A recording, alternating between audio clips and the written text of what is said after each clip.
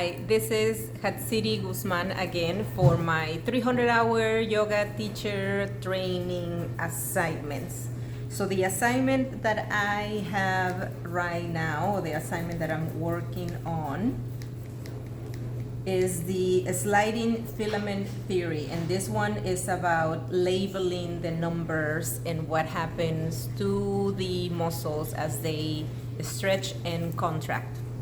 So I'm gonna have a little review of everything. I'm gonna let you look at my notes. You can read with me. Hopefully you can look at it in the camera. And then we'll get into the sliding theory. So here it is. There are three types of muscles, and I wanna hold my pen because I wanna feel important. Okay, so there are three types of muscles: skeletal, cardiac, and smooth. Skeletal muscles, there are up to 700 muscles in the body. Some books state that there are 700, some books state that there are 650 muscles that move at will. So this means that we control how they stretch, how they contract, and their movement. Their job is to create a stabilization for the body. So what it means is that they hold the bones together. They create a strength, and they work with the central nervous system. They are held by fascia, and what fascia is a connective tissue that holds the muscles, and it's found all over the body. So imagine that the muscle starts with these two little fibers, and then there is a protein that kind of lives there and wraps around, and every single fiber is also wrapped around with fascia. Fascia is what you see when you have a chicken. Between the skin of the chicken and the breast of the chicken is that slimy, clear, transparent connective tissue.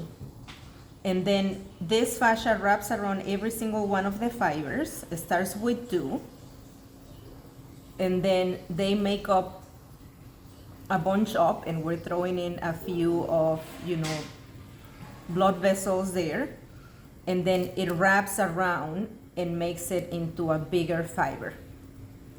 And then another part of the muscle starts in the same way. Starts with two fibers, and then throw in the veins and everything, and then everyone is wrapped around, and then it's another bunch and another bunch and another bunch. So this is what you see when you cut. I think it's easier to see when you cut a piece of a steak, the long way, and you can see all those tiny little fibers. That's what you're seeing, or that's what we're seeing.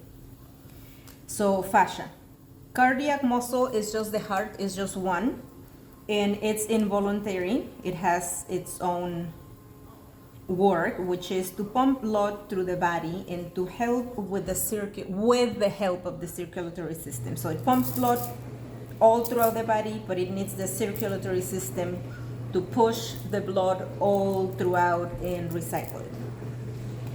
The smooth muscles are also involuntary, and the examples of those muscles are going to be intestines, digestive tract, urinary bladder, blood vessels, circulatory system, walls of the lungs, reproductive system, male and female, and iris of the eyes.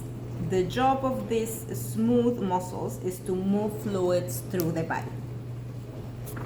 So the skeletal muscles, like I already said, they consist of layers of fibers or filaments, and they're called actin and myosin. And they start to form, and they start to, like I said before, they start to bunch up. It begins with those two little fibers that need to be binded by proteins, and the proteins are called troponin and tropomysin.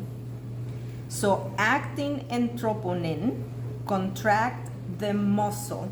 They make the muscle contract. So look at my bicep right now, and I'm gonna contract it, and I'm gonna bunch it up. This is actin and troponin working together.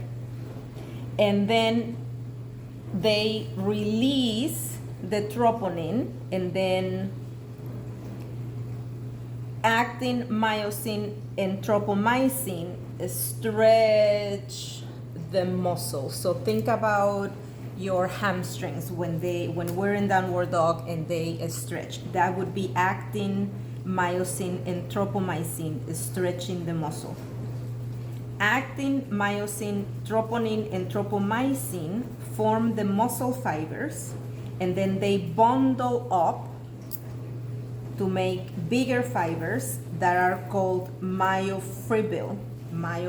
So this is what I told you at the beginning. The muscle starts with 2 little fibers or 2 little filaments, and then the blood vessels, and then they're getting bigger and bigger and bigger, and that's what you get your big muscle. Then, when is this big muscle already, this full-grown, full-size muscle, in there is something that is called sarcomere. And these sarcomere fibers are part of the muscle, and they have the ability to make themselves up. So they have the ability to make the muscle shorter. Imagine that this would be your regular muscle. But if we don't use the muscle, the sarcomeres shorten, and they shorten the muscle, or they make the muscle longer. And this depends 100% in our lifestyle and our daily activities. So that's where we get the saying, use it or lose it. If you sit all day, your hamstrings are going to be tight, your quads are going to be tight. The quads may be a little bit longer, but they're going to be tight. If we sit all day, the muscles at the waist shorten. If we are bunching and rounding all day at the desk, those muscles at the front of the chest get shorter, and then the muscles in the back are longer, but then also they don't have that flexibility. So the muscle, all I'm gonna say is I'm gonna repeat again what I just said. The muscle creates or dissolves the length, and this is done over time.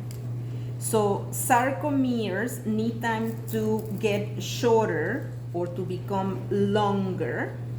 And that's why our classes, it would be helpful if we as teachers have a class that is a class that flows, but also throw in a little bit of yin practices. This is what we're doing in our yin practice. We're lengthening, we're helping build those sarcomeres in the muscle. So actin binds with troponin to move the muscle closer to the myosin part of the fiber to contract the muscle. And then actin binds with tropomysin to release the muscle and to lengthen it. So actin and troponin contract, so they move towards the myosin, and actin and tropomysin together release myosin. So now what I'm gonna do right here is the second part of my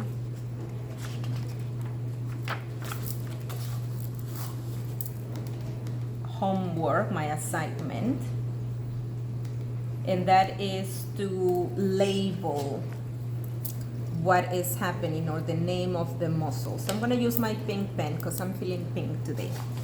So number 4 is gonna be what I told you about. Once the muscle is all bunched up and it's already the muscle fiber that has a little bit more fiber to it, more bunch up to it, that is the sarcomere part. That is the part that we can help our students manipulate through the practice to lengthen the muscle, to make it longer.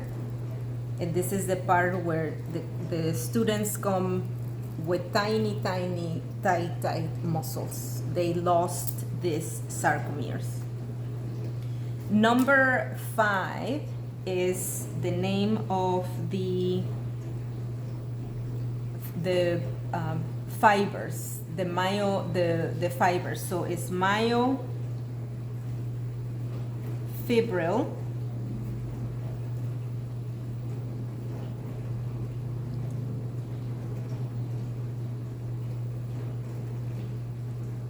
or the fibril. And then the sarcomeres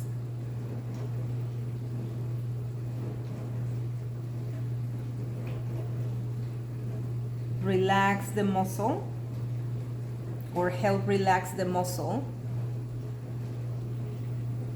And then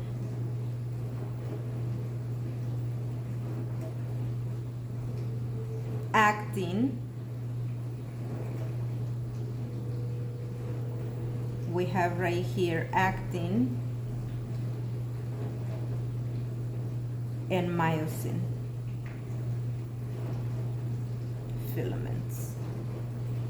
So number 6 is the muscle stretching, and number 7 is the muscle contracting. I hope you liked the video. Thank you so much. My name again is Jatziri Guzman for my 300-hour yoga teacher training.